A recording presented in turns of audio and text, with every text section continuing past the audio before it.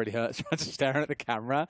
I was like, okay, the fan is like, please blink. And I'm like, no, okay, I'll do it every now and then. The thing that you can't see that makes it funny is there's a fan aimed right at Des. So when his eyes were just open, his eyeballs were being just dried out then. Literally, yeah.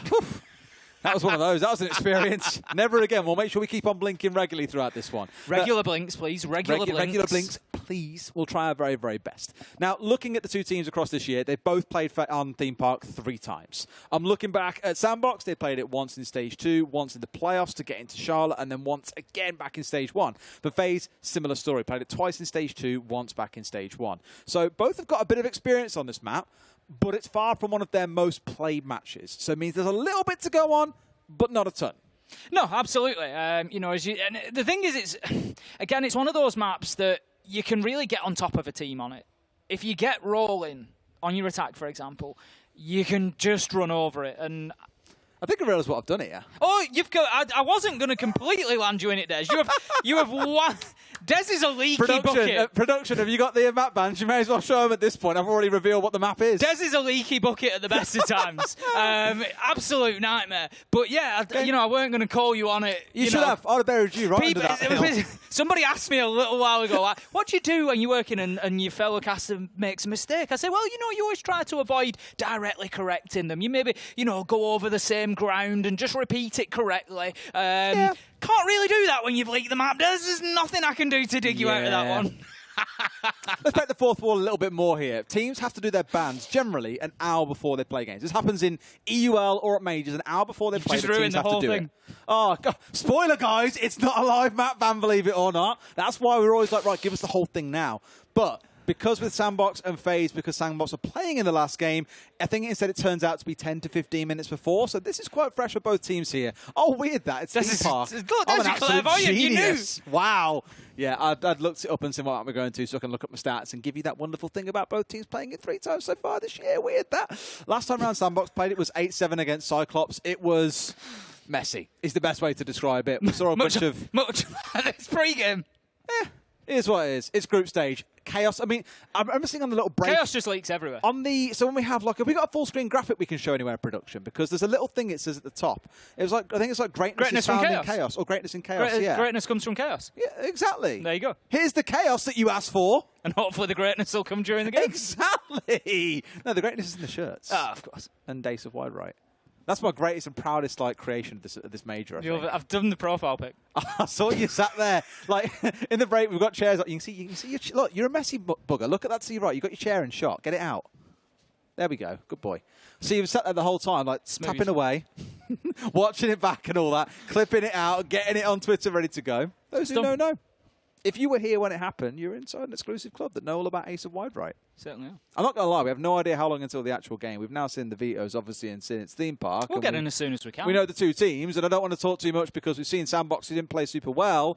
FaZe we haven't seen yet, so it's kind of a lot of unknowns right now. There is, you know, this is the thing, we're still really early on. Would it, you know, completely blow my mind, surprise me for Sandbox to just come in here and win this game? No, it wouldn't, because we're just at that stage of the groups where teams will have a bad performance, a good performance, bad performance. You just don't know what you're going to get. Honestly, I think FaZe win it. If you're going to pin me down to it and say who wins this one is, I think FaZe do, because Sandbox, they got beaten up by G2 then, and that's not going to be easy to take. But they are a team with good mental, and I think they do have good resilience, and they might just be able to turn this one around. You don't want to be saying pin you down something, Tom. Tom will be listening. You heard his comment last time, right? I did. Tom is one of our co-streamers for this event, it's worth mentioning, of which it's worth stressing there are tons of co-streamers. So, if you wish to go and watch some of them as well, we won't feel bad as long as they've still got the audio turned on. As long as they have a caster audio on. Fresh did earlier on, I'll give him that. Yeah. He's also co-streaming, he did have it on. His hair's now blue. It's very Have you seen his art? He's like my name's on it. Oh, really? Yeah, my name's on it. And I asked him to put a green circle around it. So when we've got, when there's a light background behind, because he green screens himself on. I see. He green screens his background out. So if he holds his arm up, it puts like a cool outline around my name, so it like stands out. Yeah. But all you're going to see then is like, what are you going to see? Whatever's behind on the stream there. Yeah. Which so if it's like a white background, it's a really clear. Yeah, but imagine it's like A or like Ace of Pirate or whatever in this. You'd even be able to read it. No, it looks good. It's chaotic. No, it looks good. Go and find me a screen grab later. I will. And we'll have a conversation about how good it looks. It's going to look about as good as this game, which is going to be amazing, Des. Theme Park. I hate this guy. Yeah, you do. Theme Park, as you say, you know, I'm interested in FaZe. So FaZe, for those who don't know, if we talk a little bit about FaZe, they won the Sweden Major and then disappeared. Didn't really win much else. Had a real struggle, to be honest. Didn't make it to Charlotte. Had a real struggle in BR6 and have had to undergo a little bit of a reformation, a little bit of a transformation. Yeah. So cameraman who was the RGL no longer is really the RGL. That's Astro. Yeah. Astro, very much a player once upon a time, very quiet and used to be very much just Astro go kill. Now you can't shut him up. Yeah, exactly. And now he's come in and started RGLing. And I'll tell you what, the change seems to have done the job because BR6, Stage 2, they've come through, they've been flying. Souls has been right up there. You know how much I like Souls as a player. Clutch King. He's been right up there as well, getting the kills, chipping in. And they then just absolutely sailed through the Copper Elite 6. They were beating everybody in sight. Yeah. And come in here now as a powerhouse again. Yeah. So I'm really looking forward to seeing this first outing from FaZe. We had a little podcast actually where we had cameraman on. I think it was me, Emmy, and Milos. And we had cameraman on. We had a good chat for a good solid hour about them. And he said, oh, you know, what's happened since Sweden? He was just like, look, other teams got really good. I won't take it away from them. They all really leveled up. We've gone and done some work, though. I feel like we're getting back to that form again where there's a potential second win in us starting to come out now. And we had the good chat you and I always have about when can you say a dynasty has been formed in Siege. Generally winning SI and the major is considered you to then be in that dynasty. I would say but so. There is this wonderful curse of SI where you win SI and then become crap. Never get to another major. I mean, SSG are a great example. NIP are a great example. TSM are a great example. Sorry, TSM. Like, what's going on? Like, players almost hit the heights and then it's like, wow, straight down the other side. Yeah. You know, I don't always like to bring it up, Des, but, you know, I did once play alongside cameraman as well. You did? You got 3K, I believe, as well? Yeah, he got a 2K. It was, you know, it was a nice little run. Not a big deal. Not a big thing. Not real. No. Wasn't that in Invitation? It was. Yeah, that's weird, that. It was a good one. Right, we're going to head into this, Des. We're going to get over to Theme Park. We're going to kick things off between Sandbox and FaZe. It's going to be all kicking off in the server, I'm absolutely sure. Sandbox... I don't know if FaZe are now facing Sandbox at a bad time. Sandbox have just been like battered around a bit by G2, and it's like, you know, are they going to find, FaZe going to find that this is like a hornet's nest that's been whacked with a big stick, and Sandbox are coming out looking for a little bit of revenge, but you know, G2 aren't there to take it out on anymore, so it's going to have to be FaZe. That, or they've just shriveled up and died. Oh yeah, it's gonna, I feel like it's going to be one or the other. There's going to be no like mid-ground performance from Sandbox here for me. It's going to be like, you know, absolutely everything or nothing. Absolutely. And look at the bands rifling on through here as well. The Nook to start things off. An operator, interesting that Sandbox did play a little bit against Cyclops the last time this team headed into this map. A Ying following through. Not too surprising. We've seen the strength of Ying. It's so influential in terms of defender lineups as well, because often what happens is teams will get in, play a defender lineup, attackers go, oh, there's no Warden on side, let's play Ying. And then it's like, great, now they're playing Ying, we've now got to play Warden. And you just go into this constant state of back and forth. So taking Ying off the board does remove some of that, I guess, annoyance and frustration for defenders, gives you a little bit more freedom. And equally, FaZe don't think it's an operator they want to be playing on the attack here. Last two bans, the Azami and the Valkyrie. Valk speaks for herself. The Azami, quite a spicy one, I think. But we've seen excellent use of Azami around Arcade. I want to say it was TSM who first did it. Just lock everything down with Azami barriers everywhere. And you can play in Arcade quite freely in what is normally quite a dangerous position, because you're exposing yourself when you're trying to run down the long catwalk, for example, back in towards site when you're playing on things like Initiation and Bunk. So Azami does give you a lot of creative options on this map. Again, with that being taken away, I think it just takes the edge off some of these defenses. So Ying and the Azami, for me, are the two big bans in this lineup. Here we go then. Let's get this show on the road. It's going to be round one. It's going to be Theme Park. It's going to be Armory and Throne. Sandbox starts off on the defence, much as they did on Chalet, and I don't know if that does them any favours or not, really. You know, coming into this one, might have been better just to mix things up and get on the attack, take the initiative, get in there and get a few rounds. But as it is, they're going to be coming up against a terrifying force of Bullet and Cyber. Finka and Iana combo between the two of them. I would not like to face off against that, I'll be honest. Bullet and Cyber are really fascinating as a pairing, because there's so many events we come into just like, oh my god, this might be one of the scariest duos at the event. And it's a real sort of sink or swim feeling. Like, they can be absolutely phenomenal. Looking back towards the Major, for example, in Sweden, we saw that coming out. They've been absolute spades, and when things didn't work out for them, Souls was there as the clutch master. Map 3, round 15, down one Kier against FaZe. He wins the 1 versus 1 against Rin. That takes them on to win the entire thing. Probably one of my favourite games we've ever cast him. I still remember that one like it was yesterday.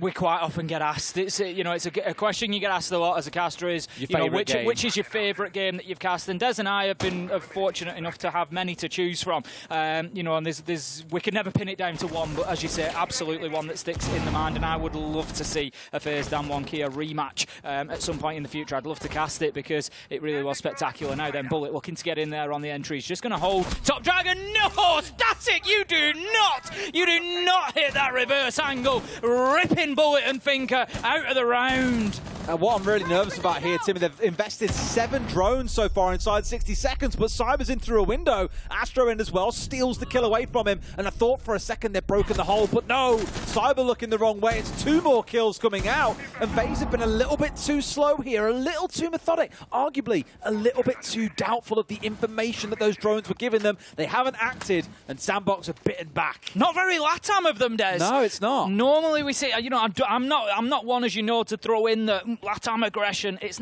yes, it's a thing, but it's not what it once was. I don't use it in the same way.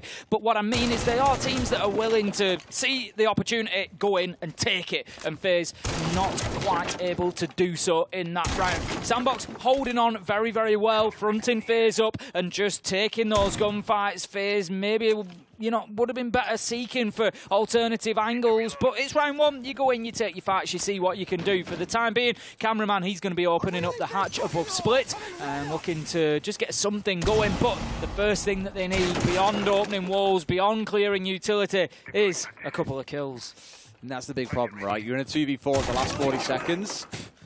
If Sandbox were to throw this round away here, you'd be absolutely kicking yourselves. Like, there's just no way on earth they should be losing the round from this point. Walls are being opened up, which at least gives them some access in towards site, but now they've got to start finding these kills, and given we're in the last 20, that this player's in a great position to play for trades. I simply don't see it happening. 2 swings out of Charlotte. Good boy. It's a nice, easy first round for Sandbox. Straightforward finish for them. They'd basically done the heavy lifting already in that round, able to get themselves back onto defense, just hold a little bit of a turtle, and just wait for the push to come in from FaZe Clan, which ultimately was pretty easily shut down, leaving us 1-0 to Sandbox at this point in time. So we're going to be heading into round 2, and it's going to be upstairs this time as Sandbox take us to Bunk and Daycare.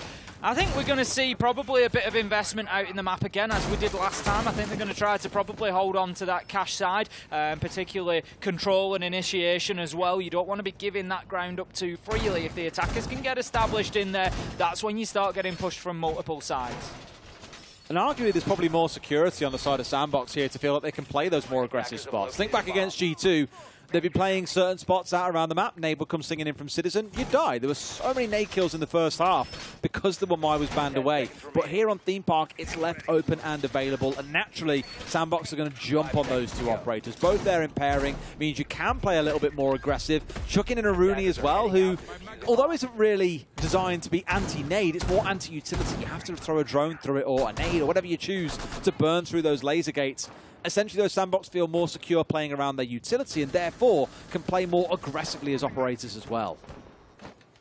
Getting into the action phase then. Let's see if FaZe can go about getting inside of the map any better than last time. They really didn't have too much of an impact whatsoever on the Sandbox defense. As suggested, it does look like they're going to be coming for that east-sided push, looking to get themselves inside of control, Top Dragon, and then sweep across from there. Get some initiation control and think about moving on in. The big thing here for FaZe is that there's no hard breach on side Des. They're not going to be able to open up any reinforcements, so they're going to have to play through doorways, which, as soon as Sandbox realise that, could well play into their hands. Absolutely. It's one of my things about this map, and to be fair, a few others. I think about like Skyscraper, wonderful attacks coming in from like Terrace and Drum side when you're trying to get towards Karaoke and T. There's a lot of single doorways on this map. It's very pokey. It can be really hard to force through these bottlenecks, and this is why so many teams band away Theme Park almost constantly, because it can be so difficult to attack into.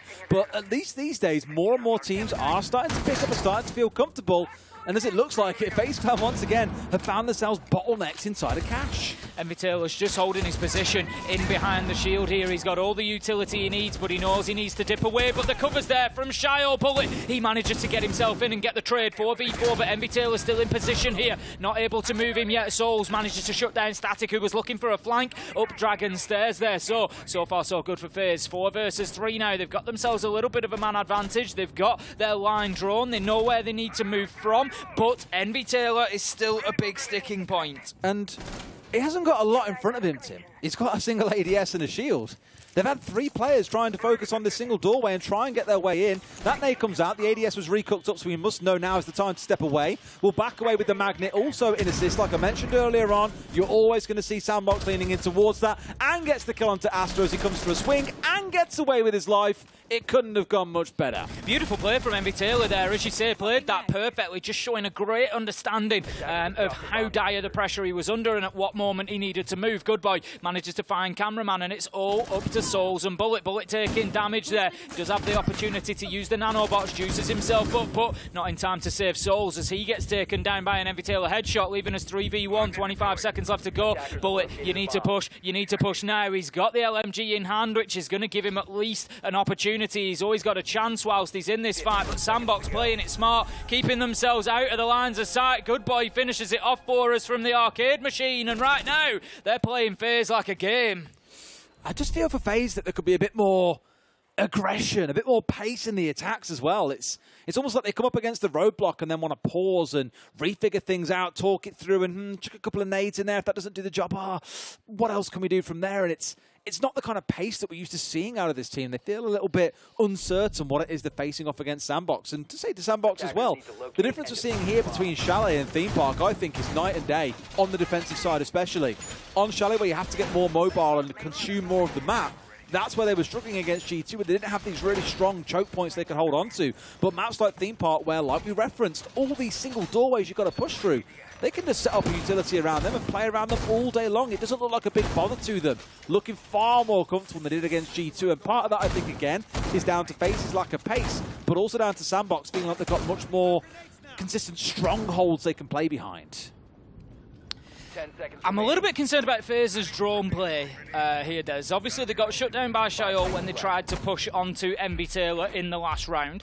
We've seen a lot of those drones getting shot out in the sort of early to mid-round as well. And I just get the feeling that much like the abandoned theme park that they're playing on, Des, they don't have much to go on. And that's going to be a problem for them as they continue. They need to be, A, keeping those drones alive. I'm glad to see that they've got 10 coming into the action phase this time around, so plenty to go at. They've got the Reteros as well that will offer a little bit of information before the destructive utility comes on. So FaZe, keep hold of those drones and make sure that you're using them. Don't keep sending them in to drone out the same player. You know that they're there. Look elsewhere. Where are the crossfires? Where are the holds? Where's the support? That was the issue, right? Back in round 1, and it reminds me a lot of old Empire. Just time and time again, I think it was Joystick on an interview just said, you know, we'd get scared, we'd drone something and not have the confidence to make the play, so we'd drone again, and again, and again, and by the time you knew it, you had no drones left, and your round was done from there.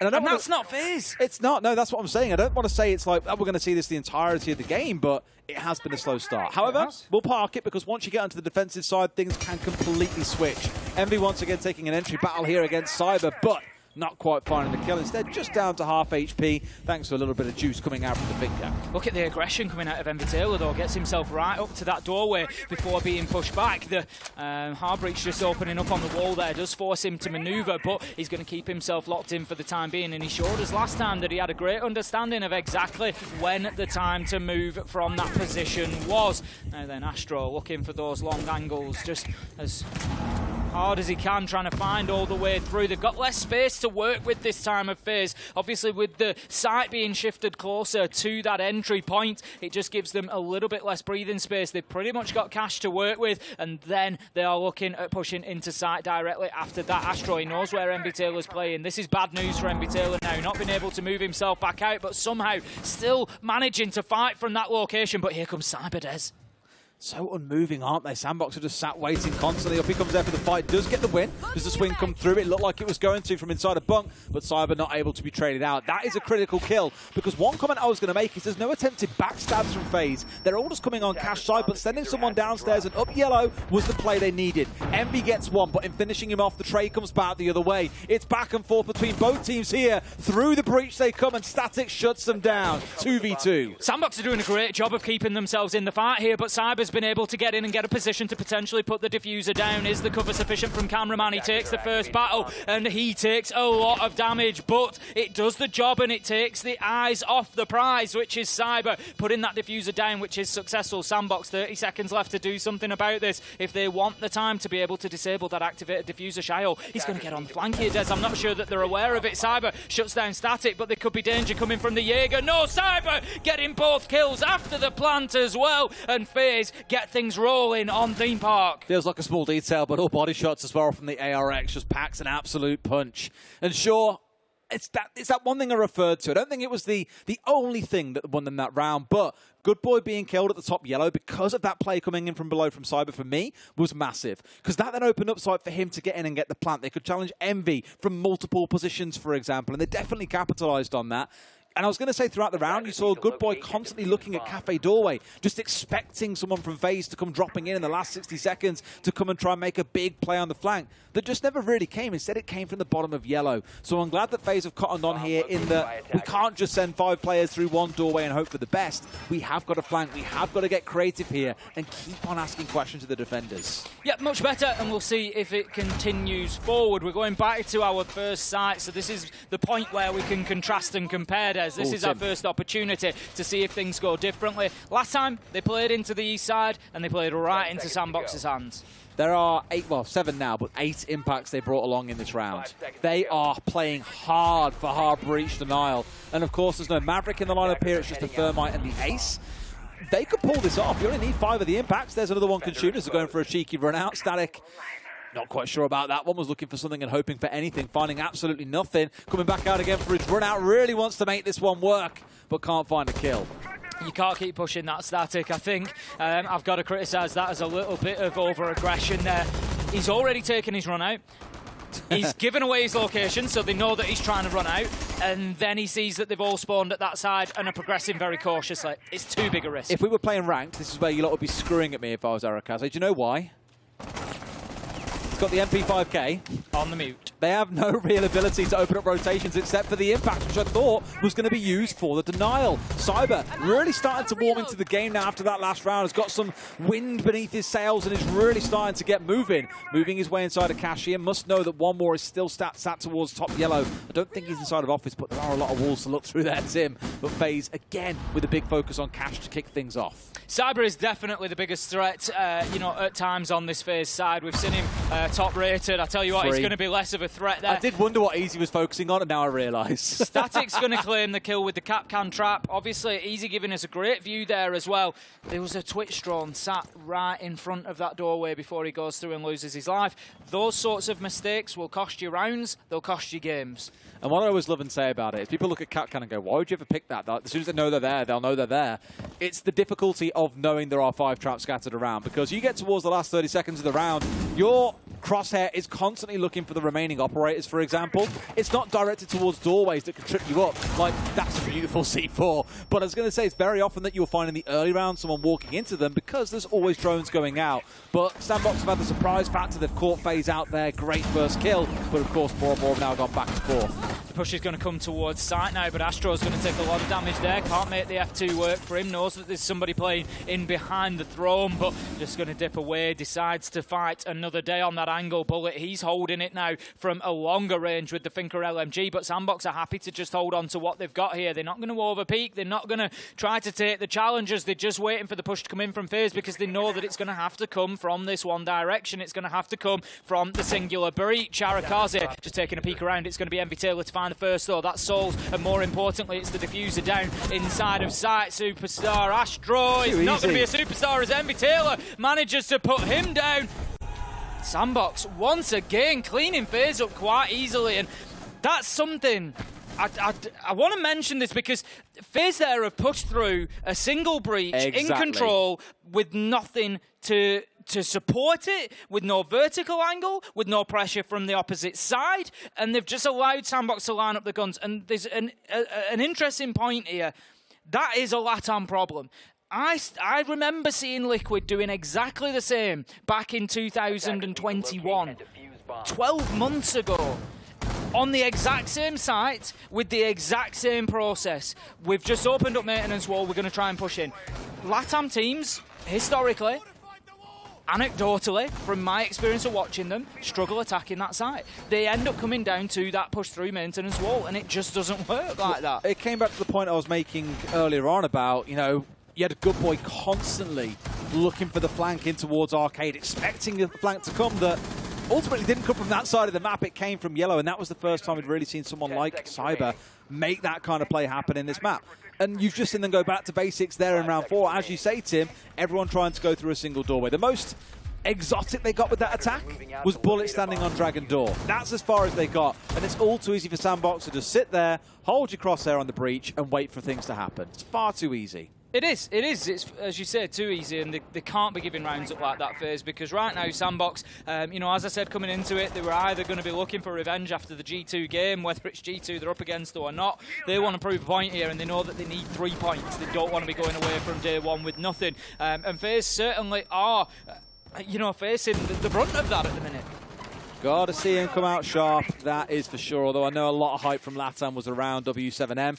FaZe, you feel, should still be in a spot to be competitive. For now, at least, shock horror, Tim. They're starting off with a cash attack. Yeah, I'm not saying like it's a, well, this is a bad attack. It's not. It's one of the main attacks on this map. But I would like to see them mix things up a little bit here. Just, again, ask questions of Sandbox. Go and attack through Cafe, for example. Look towards Arcade. This time around, oh, Envy. That was a risk and a half. How has he pulled that off, then? Okay, I mean, fair play. You have my respect. Even if that looked absolutely insane at the time. He should not be getting away with that. Static, he's going to get himself the opener, and that's going to be Bullet taken down, and the Finker off the board, losing nano boosts along with it, and that's going to be Cyber as well. They just haven't been able to deal with Envy Taylor. Cameraman does manage to get Good Boy, but there's an immediate trade there. We're effectively 4 versus 2, 4 versus 1 now as Cyber is down but not out. Souls manages to get his first. We know that he's a clutch master. There's an opportunity here for him as he manages to find a second, leaving himself now effectively in a 1v2. Cyber's down. He's not going to be risking trying to pick him up, but Cyber, if he can crawl back into bathroom, you know, he might just take the chance here. He can duck himself in behind. He's watching that breach carefully, just hoping nobody appears in there, but that could be a round-defining moment from Souls. I was so nervous about the potential of initiation, like someone stepping into it and getting the side angle onto him being res, but not quite to be. Sandbox playing at least passively for now. I think it was Arakazi that was dug in a little bit deeper up towards the south side of the map. With these nades coming in from below, you kind of ask questions again. Why didn't it start out this way? It's a freebie onto Arakaze, who sits still as a gargoyle and gets picked up for free. Shayo then, all of a sudden, from a 4v2, effectively to a 1v2. And Souls, I said that he was the clutch master. We can't quite call it that. He did pick Cyber up, but you got to say, he was the only one on his feet at a point. And they won the round from that point. Exactly. So I'm going to give that one to Souls and say he's done the business once again for his team there when they needed him most. FaZe managing to get themselves a second round, but it was still scrappy. I'd give him that as a clutch. Just for the sheer sake of it. It'd be rough to take it away. It would be... He won't get it in the stats, no. But to not say it was a round solely off the back of Souls' play at the very end, I think would be an unfair service to him. Let's see how things go, though, in the office and the initiation setup. The interesting change I saw from Sandbox here, Envy no doubt once again will play a shield inside of the vault. On this site, he reinforces the single wall behind him, whereas on other sites, he leaves it open, so he has a retreat angle out. But it's kind of a, well, this is the site. I need to dig in deep. I've got to be willing to commit. I don't want to get stabbed in the back from Yellow, for example. So I understand why they do it, but it does mean that that really is the point that FaZe need to break open if they're going to get a plant down again. To be honest with you, if FaZe walk away from this 3-3, that is daylight robbery. Sandbox have, in anyone's book. Yeah, Sandbox have given it away at that absolutely. point. Yeah, Sandbox absolutely have to come away 4-2 here. They've been on top of things. They deserve 4-2, effectively, so they need to go in and take it. One thing that FaZe are going to have to do particularly is deal with Envy Taylor better. Playing inside of the vault, he has been a consistent nuisance to FaZe here, especially when they're trying to play from cash every single time. It is causing them a problem, and it's one that they need to figure out. It doesn't matter if they've brought nades, they've brought Roteros. He's been able to keep himself in that position and continue threatening throughout. Yes. Yes. Sorry, Emmy's pointing a camera at me. It's a vlog, apparently. And I for one, can't wait to see it, because the subjects sound very interesting. Welcome to the vlog. Whilst I'm casting, goodbye. Let's get back into things then, Tim, as Emmy is a wonderful distraction as always. Nades coming on through from Cyber, who really feels it's the tip of the spear in this game from FaZe, consistently every single round. First in the building, supported by drones. Envy, does he feel like he's got away with this? Oh, it's a freebie! Goodbye, Astro. An easy one for Envy, and a wonderful start for the round for Sandbox. You might recall me saying, Des, that FaZe needed to do a better job of dealing with Envy Taylor, particularly playing in and around Vault, which is exactly where he was. And once again, they've failed to do so. Great opener from the Frost and giving Sandbox that advantage. 5 versus 4. I do like to see that FaZe are pushing from the other side. Yes. They're working from Cafe, they're mixing things up. You stole my point, Tim. I was going to say, look at this, Tim. They've finally started attacking through Cash. They've started coming in through Cafe instead. You've got Bullet challenging down the longer hallway now, removing a shield, but there's Good Boy behind him, and this is the problem. You still need some pressure inside of Office. Good Boy hits the deck. Cyber tearing MNM one all the way through. Gets a second in the round as well onto the finished off and down. Good Boy. Envy, the last man left standing. Like I said, it feels like a real smash and grab, but Cyber at this point will have pioneered 2 rounds through to victory as Souls gets the diffuser down. Second round that we've seen FaZe able to get that diffuser planted. Cameraman with the final kill into the back of Envy Taylor. And FaZe, honestly, Des, they should be wearing some sort of mask there with the robbery that they've just pulled off. Because Sandbox have been largely on top of at least 5 of those rounds for me. I agree. And 3-3 is a fantastic outcome for FaZe. And I honestly think that is bad news for Sandbox coming into this second half. I mean, truthfully, everything I'm looking at in that first half comes down to Cyber and Souls. 2 rounds, Cyber has won in isolation. We saw some very questionable attacks, sure. Maybe we'll see exactly the same out of Sandbox here on their attacks. But from Cyber, whether it was charging into waiting room in that last round and getting the 2K, whether it was charging himself inside of site and picking up 2 or 3 kills prior as well, he has been the one that's been the driving force. And no player operates alone, I completely get that. But again, he has been the highest impact player that really finds FaZe in a spot they should not be in. Let's see how their attacks go here. No Frost on their side being brought along, so not quite taking the Envy Taylor special. In its place will sit Souls playing on the Kaid, Tim. It's going to be, I think, a good choice. We didn't really see too much denial played on the side of Sandbox on the defense. They were bringing the mute, but that was about it. We didn't have any electricity-based denial in that way. And the mute is pretty easy to work around now. If you put the exothermic right over to the side and nice and high up as high as you can reach on the old tippy toes of Thermite, you can get the breach off, even with the mute jammer there, unless there's 2 positioned on the wall. So, you know, it wasn't really the strongest defense in terms of stopping access to the site. And we saw them suffer a couple of times with hard breach being opened up, you know, reinforcements being opened up, and the angles that they created made it very difficult for them to play inside a site. It cut off those angles. It was something that I picked up on G2 game as well, Des, was that they kept getting caught out rotating, moving. Inside a site, there's a line of sight through, they move across it, bang, they take some damage, they take a death. And that's something that FaZe maybe are going to be able to avoid here with the Kaid on site. Yeah, I think I agree, yeah. For Sandbox, it was the openness of Chalet, whereas like I've already said a few times as well, the closed nature of Theme Park really did help them, especially in the first half. They're taking things on a completely different approach to what FaZe did on their attacks as well, a big focus on Arcade to begin with here.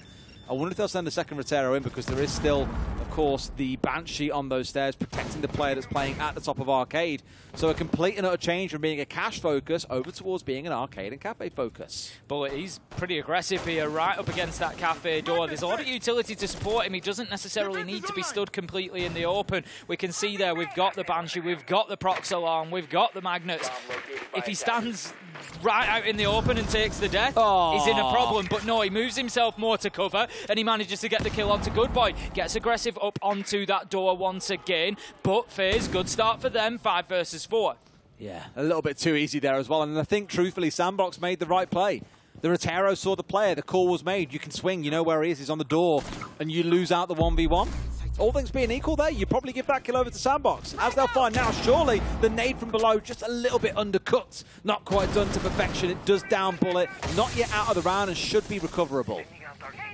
Depends how quickly Sandbox move here. There's a potential for them cutting off that lifeline that could come to Bullet. Maybe not, yeah. Half health down. Shiol's done fantastically well there to prevent that being a possibility. Static manages to get a kill. It is finishing off the down Bullet. It's the Rotero drone that does that. But Shiol, as I say, in a position that was just going to prevent anybody going and picking him up anyway. But what that does is prevent any information from Cafe. Cameraman with one. Can he get a second? No. Static manages to move fast enough. Sandbox on top. 3v2. 27 seconds. Ooh. Here comes Shile as well, swinging something nasty. Astro steps in and gets one back. Can the newly named IGL of this team clutch up big? Because it's time to show that Souls ain't the only one. A 1v2, looks towards the door, but doesn't quite commit. And Shile, a massive closing 3K for Sandbox. Big celebration from the Sandbox side as well, as they get themselves back in front, albeit marginally. Once again, it's 4-3 on the scoreboard now, and a good attack from them as they were able to provide the cover while that diffuser was going down. Getting the diffuser down was a reasonable part of the attacks of FaZe. They were able to successfully do so twice, and Sandbox going in there and saying, you know what, we're in a position where we can perform those attacking executes as well. So good start for them, a better start than FaZe had on the attack. So Sandbox just need to continue that momentum here. It feels like they have settled into the major a little bit more now. So rather than falling asleep and doubling down on the damage that was done by G2, they have come into the second game a little bit more awake, had a team conversation. Yes, I think things are looking a lot better. It's like I commented earlier on, though, I think part of that comes down to the map and also down to FaZe's sort of, I don't want to say tardiness, but it does feel a bit slow at points on them as well, where maybe they aren't being as aggressive as they could be. Like Sandbox in the previous round there, for example, free control of relatively large parts of the map. Sure, there was challenge at the top of Arcade, but Charles was in downstairs, chucking nades around, then worked his way up yellow with no real bother at all. So FaZe not being as stalwart in their control in terms of what they want to hold down, and Sandbox is saying, okay, well, if you aren't going to hold all these areas that we deem to be key, we'll just take them for free. Interestingly, the Thorn being brought along here. Oh, this is interesting, because this, by the way, go, not to move your point, it's an exact repeat of what we saw coming out of Sandbox in their defense, when they had a couple of ADSs set down, challenging in towards Dragon Window and in towards Cash. I'm keen to see how fast Sandbox can break this, knowing they play exactly the same holds.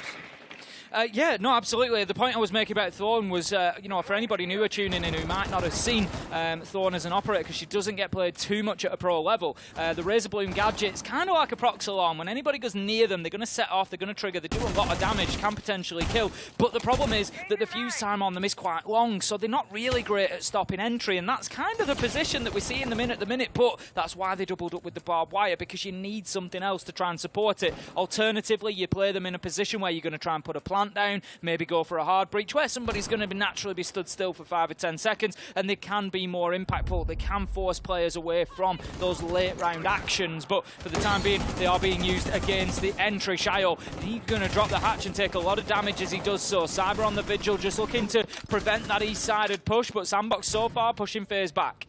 Yeah, good use of the smokes as well to mask that drop, so they weren't going to get themselves tagged back out on the way through. FaZe, I do like, are being quite mobile here and playing almost every player except Astro off-site, just to keep on challenging Sandbox, hold them up by Cash, and I referenced it earlier on. This is the kind of situation that many teams point at when they say theme park is just it just sucks to play.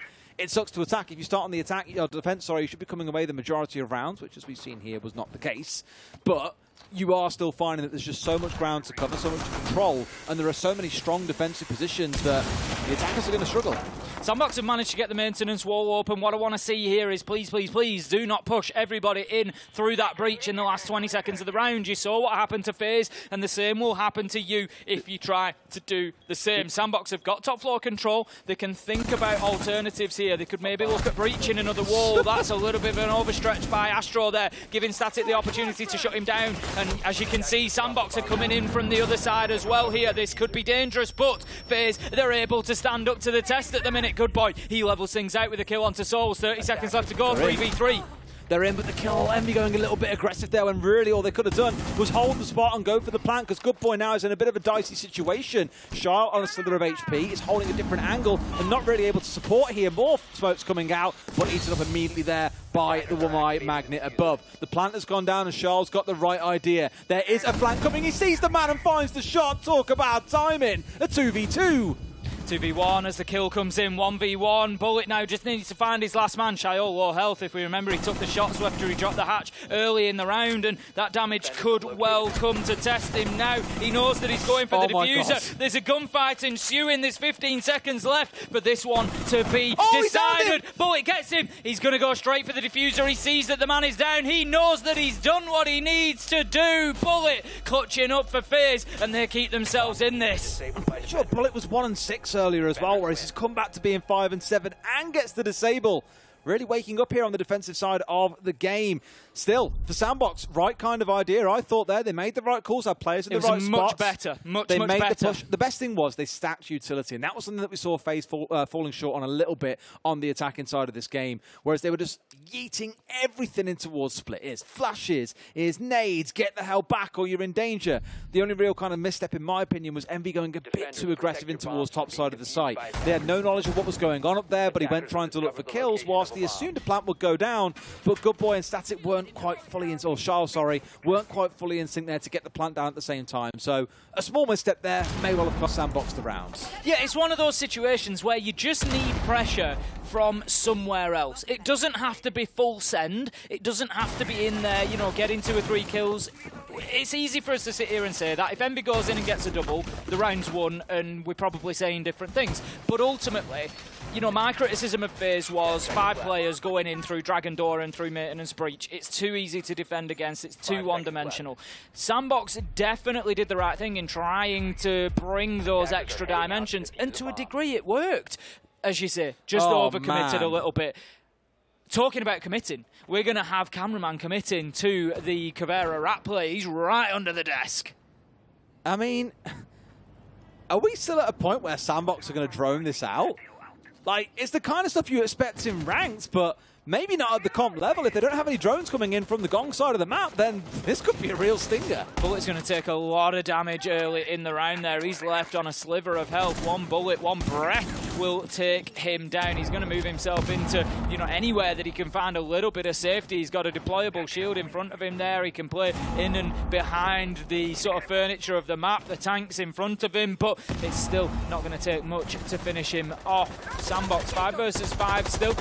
They've managed to start progressing towards getting inside the map, but not quite yet there, and it's a little bit slow from them. We're a minute into the round. They're looking to go completely route 1 towards storage here, looking to just get themselves straight in potentially through that single window, and it's a risky strategy, but it does leave Cameraman out in the cold. Think about what criticise is a good word for it. This is what I criticised Sandbox for back in the last map, was that inside 60 seconds they didn't really move. They just sat in the same roam spot until like the last 30 seconds. Cameraman has clocked, okay, no one's coming Gong side, I've got to make something happen. He's already started by getting 1 kill, but there's no one there. In they come, was so close to landing those shots, but Envy finds the kill first onto an already low health Cameraman, and that Caveira's impact is not going to be an interrogation, but it's still a kill onto an Iana. There's a beautiful kill onto Static as well. Real fine angle for somebody who was inside a site, able to just shut that down.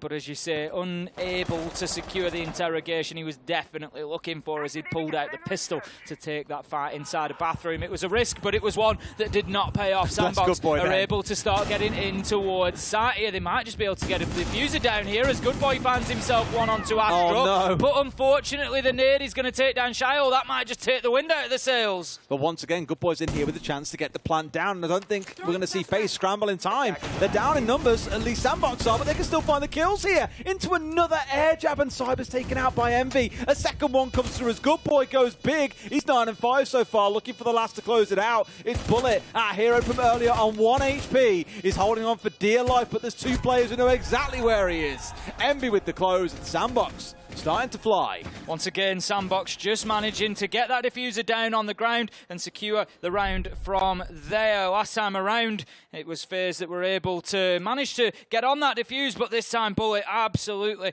not possible for him. Gets shut down and took a lot of damage early in the round. He was lucky to still be alive at that point, realistically, but Sandbox just shifting well in the late round there. The team kill, very unfortunate with the nade just having come in near the window, but that could have been enough to shake them right off the strategy, the game plan there. But still, good boy focusing on the job at hand, getting that diffuser down, and as you say, FaZe just not quick enough to react. Not quite, no. And I'm just thinking about this group because obviously later on we've got G2 versus Soniqs. And I think it's the Soniqs who stay on and play. Yes, Soniqs versus FaZe. Yes, that's the next one as well. If FaZe walk away from day one, down potentially 0-2, starting to feel a bit dicey then. As a team that many again were saying coming into this could be a top 4 team at this competition. So this is the kind of game that you've got to be winning. But Tim, I also said this about Sandbox. They will take games away from big teams in this group if not paid the right respect. 5 seconds to go. Right now, they are 2 rounds away from doing so. 5-4 they sit against FaZe, but they haven't yet, I don't think. Since the first 2 rounds, at least, they've not been 2 points clear. The last time that happened was 3-1. FaZe have then kept them in touch since then, kept themselves in the fight. So Sandbox, this could be a real opportunity for them to get that 2-round buffer again, but also to have a map point opportunity. Envy Taylor just going to be putting the double claymore on the window. He knows that there's a potential, although FaZe haven't really brought that sort of aggression. It was Sandbox That's who... from APAC, that is. Yeah, those are scars showing right there. Yeah, exactly that. You know, Static was the one who was going on the runouts, whereas FaZe, they've been much happier to play themselves in and around site, set themselves up in a position and play their life there. Static here looking what he can do from below. It's one thing I will commend them for. The vertical play they've looked for has been excellent, whereas you look towards FaZe again in the first half, that was lacking at several points. Did sort of build as the game went by. We did see a couple of attempts from below from them, but not enough that I'd say it really became a staple of their attacks. And here, Bullet's still the one dancing around, being zapped from the hatch zone. Probably wondering, where the hell was that drone just coming from? 2 drones rifling by his feet, though. Now they know exactly where he is. The question is, how does Sandbox now make him move? This is it. He got the kill last time when Good Boy tried to challenge him in that position, so they need to find themselves an answer. The drone telling them that he is still locked in there, and that's a nice little pickup from Envy Taylor there, just able to identify the edge of the Wamai Magnet and take it down, and that might just provide a little bit of a threat where Bullet now has indeed had to dip back away from that cafe door, not too keen on staying within utilities range. Bullet here wants to try and look for trouble, I think, and he will find it because Shyle is just scanning the catwalk here, daring someone to poke even a pixel above it. I don't know if he'll have seen the man there and given the heads up to the rest of his team that there is a man on catwalk that's come pushing on down. And there it is. Shyle must have seen him there, stepped his way up and found himself a kill back across. So a good stuff to equalise things into a 4 versus 4. Smoke's now starting to rain through as we hit that last 60 seconds. Shyle stepping up looking for a challenge, but there's a double kill coming out from Cyber, making sure that this round should be going to FaZe. 11-6 and going fantastically well for his team at the minute, continuing to hold that pressure on his shoulders and to get these rounds going. Shyle does get cameraman, but that is going to be the end of it as he's... Whereas for FaZe, this is their first game stepping into the day. You can't ignore that for some teams, they have had, you know, they've settled in a little bit, they're ready to play, the setup's all done, whereas FaZe have sat down and got to consider, okay then, we've got to make sure we're comfy to play here, we're ready to go, all the rest of it. I know it seems like a real kind of cop-out in terms of reasoning, but I would say it definitely has a factor given the difference between from Sandbox from Game 1 and Game 2.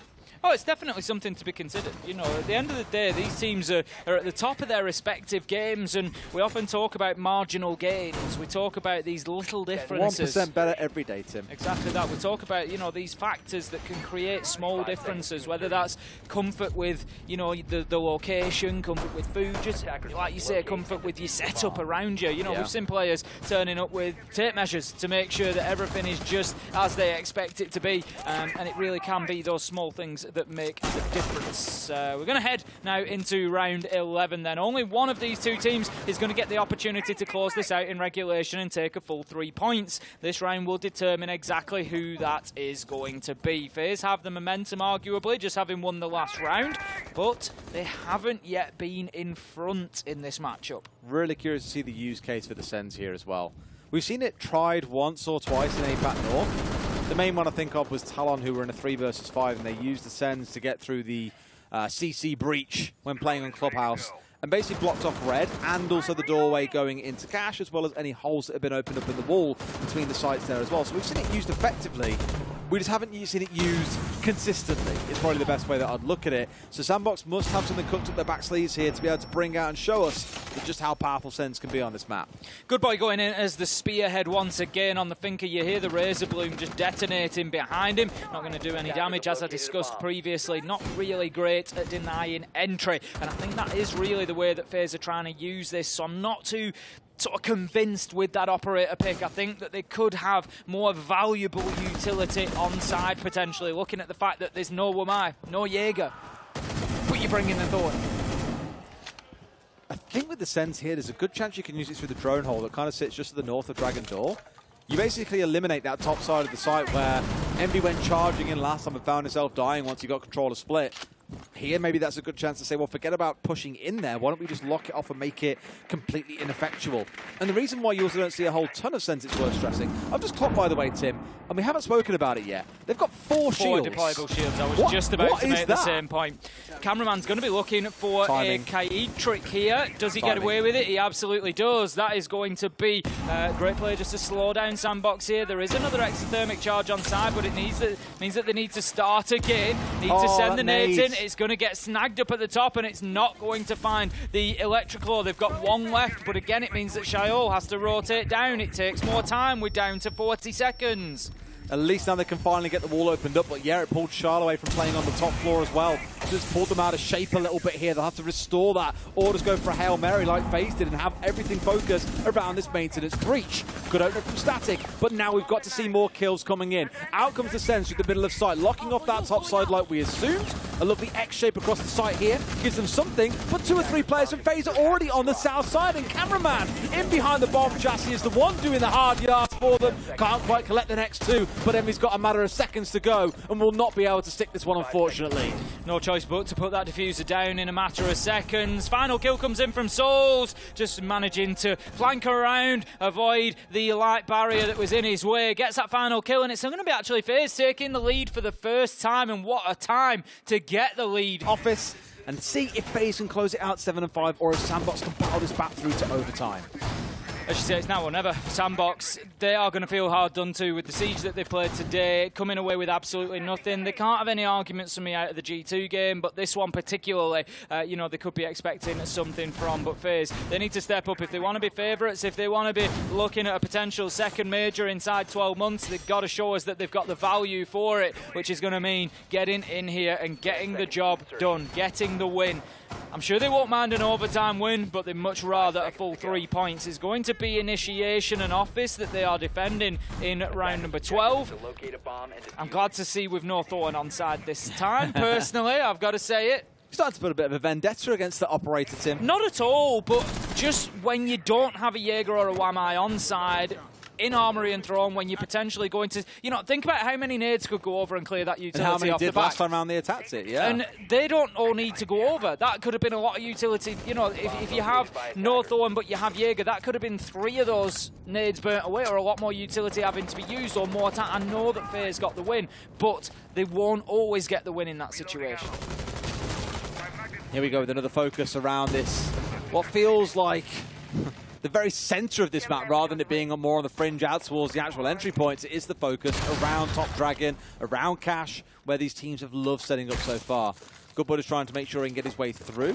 Don't think there's a player actually playing inside, or just outside of Cash, sorry, in the hallway, sat behind any of those magnets, for example. So this has been slow progress so far, being impeded by the mute jammers, for example, by the laser gates, you name it, just all things that are slowing Sandbox down. Bullet just holding a skinny angle there on towards the Cash door. Very aggressive. He's going to be facing up to Arakaze very soon. A name that's been very quiet so far. It just strikes me nowadays. Arakaze was one of the people we were particularly excited about seeing come into the major. 3 and 8 today, and I think that's the first time I've said his name. It is. I mean, in the game earlier on, he was like 0-5, I think it was, inside the first 5 rounds. We had not seen his impact felt at all. However, what I'll give as well for Arakazi, this is his first LAN that he's come to. You know, for the other boys on Sandbox, they've been to a few. And for Arakazi, as good as he might be online, it can take some adjusting to get used to playing in the LAN environment. It's a different setup. It's not home. It's not the gaming house that these boys normally play in. So give a couple of games and maybe you'll see a different side of him tomorrow. I think the big problem for Sandbox is that those performances might be a little bit too little, too late, as Bullet manages to take the Ossa out, and that is going to be a nice nitro from FaZe to kick things off. Astro getting a little bit confident here, getting a bit willing to push forward, take the fights. He's playing from out behind his shield, but that little bit of damage is just going to force him back. He needs to be careful because there's a man on the single door. Envy Taylor manages to get Bullet in what is a very late trade, but with 35 seconds left to go, Sandbox not really established inside of the map enough here. Until Charles drops a kill straight down below onto Envy, but then here we go, Cyber dropping one back the other way. Souls a second, this should be it for FaZe. It feels like they have dealt with a very lethargic Sandbox. They started strong, but here in the second half can't quite deliver the goods. Charlotte is all left standing inside of control, but the only one with control is FaZe. They take the win. FaZe showing great resilience there, something that they're going to need. Any team is going to need if they want to come through and win at the Berlin Major and lift that fantastic looking trophy, I must say, at the end of things. FaZe there with a lot of mental fortitude, just able to really dig deep. They didn't even